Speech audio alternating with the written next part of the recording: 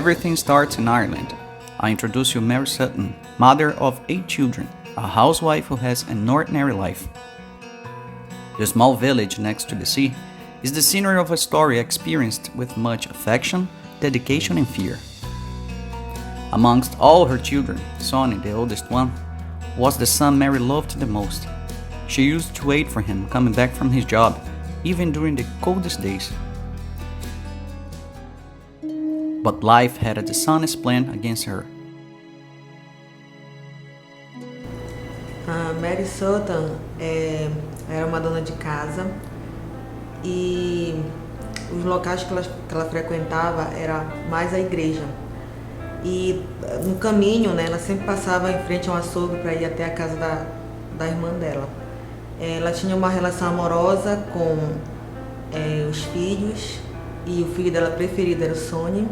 E já em relação conjugal, ela tinha uma relação um pouco fria, distante com o marido, porque ele, em alguns momentos, era violento quando ele bebia.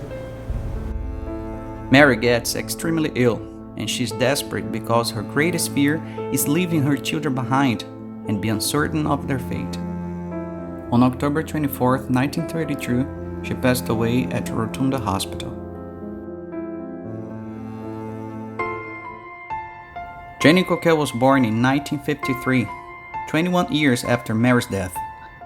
Apparently, 2 completely different stories. However, what you're about to know, it's an extraordinary event.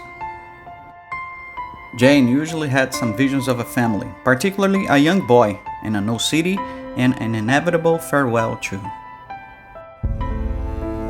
Eu queria lutar contra a morte, evitar a separação final. Mas a morte veio de forma inevitável e repetidamente nos meus sonhos. Eu acordava em prantos, era cedo demais para partir, cedo demais para deixar meus filhos. Meu sentimento de culpa era enorme. Fui tomada por uma mistura de emoções que era difícil de lidar, mesmo para uma pessoa adulta. Uma criança completamente isolada. A dor era só minha e não falava nem mesmo para minha mãe. She was able to describe, as well as drawing detail maps, everything with no plausible explanation at first. That's when, after a hypnotic regression, Jenny discovered she was Mary Sutton in her past life in Ireland. She started a quest in order to find her children again. As confirmações diante do aporte do espiritismo são encontradas facilmente nas visões que ela teve, nos desenhos que ela preparou e depois encontrando o seu filho com a confirmação de uma cena que particularmente só os dois sabiam. Esse propósito foi dado a Jenny através da reencarnação, que é a proposta de voltar e refazer caminhos pelos quais muitas vezes nós não conseguimos finalizar em vidas anteriores. The year is 2019. I'm in Dublin, capital of Ireland. I got the strong desire to share with all of you the places where Mary stayed.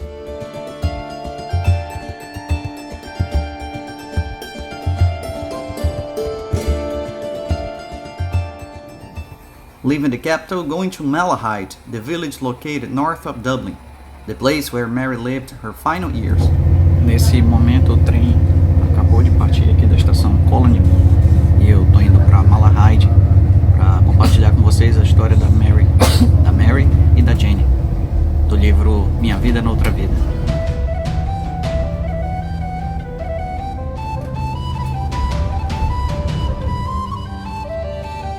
I've taken the train. The trip lasts about 20 minutes. Each kilometer I travel, the excitement increases even more.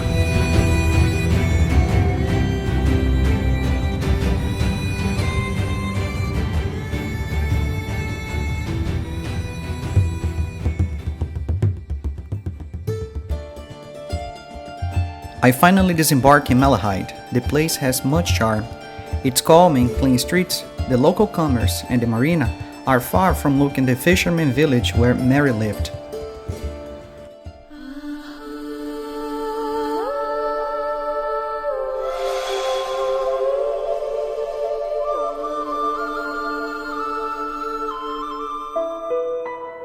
The small jetty, which endures times and weather conditions, it's one of the most iconic symbols of Mary and her son, Sonny.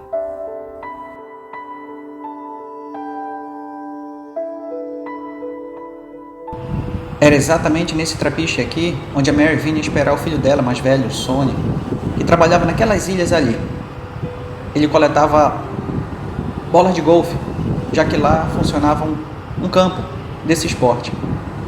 Então estar aqui nesse momento para mim é uma sensação muito boa, chega a ser até um pouco emocionante.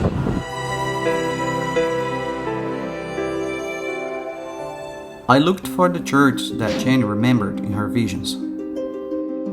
The first of them, St. Sylvester Church, just beside the train station. This place was one of the memories Jenn used to have. E essa era a rua que a Mary vinha com seus filhos. Dos 8 que ela tinha, 6 foram batizados aqui na igreja de São Silvestre.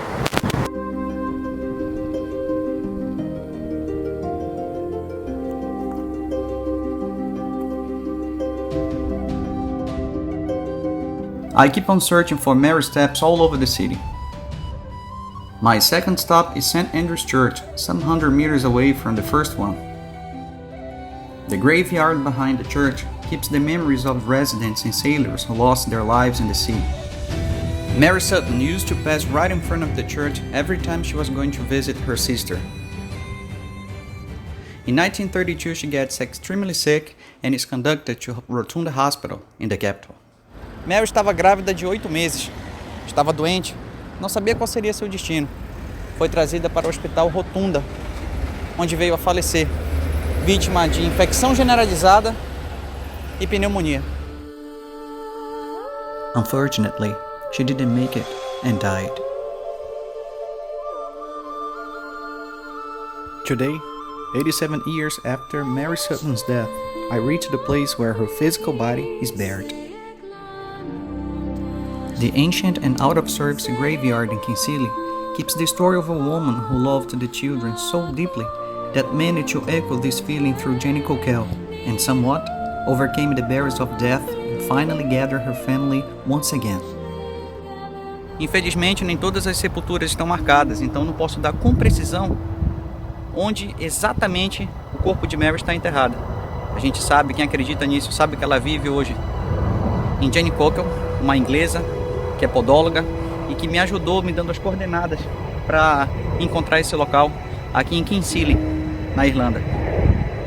Independente daquilo que você acredita ou não, é uma história bela de se ver, é uma história pelo menos incomum.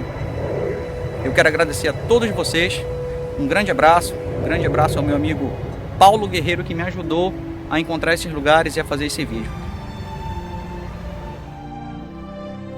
Mary, the Irish woman from Malahide, shows us that we shall grasp all the time we have to love and value people around us.